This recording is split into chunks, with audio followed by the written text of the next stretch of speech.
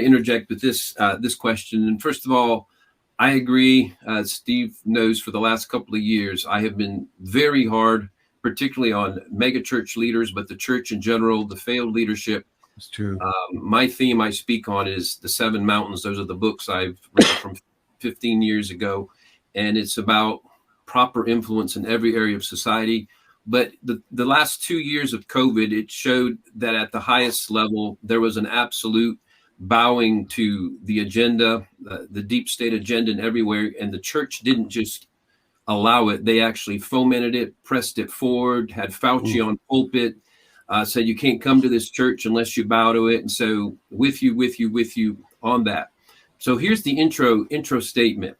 And so I understand you as a general and your background in intel as well, that you're not necessarily called to disseminate real intel to us, but rather, this is my perspective, but rather supply appropriate words to the troops for where we're at and the things that are needed. And we have history that speaks to us the value of generals doing that. George Washington, he never really let the troops know the real state of things because they were underfunded, underfinanced, underweaponized, in every conceivable way. They lost battle after battle after battle, but he somehow was able to rally the troops. And so there's this precarious balance even for a general between suck it up, buttercup.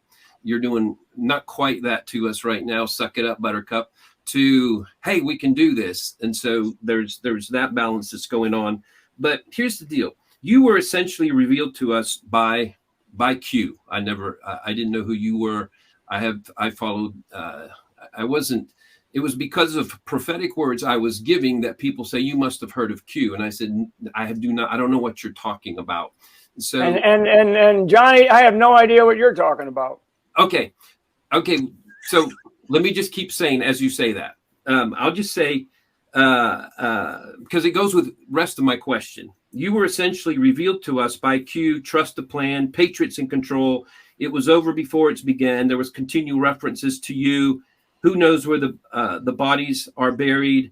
And then, but what I do hear from you is no one's coming to rescue you.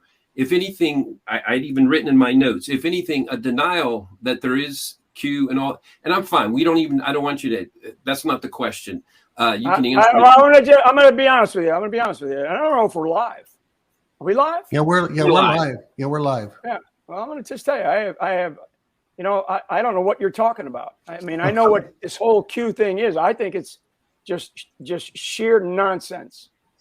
Okay, well, it doesn't mean that it doesn't exist. I mean, you see all the idiocy all over the internet, and these people that think that there's some white knight coming. There's no white knight coming.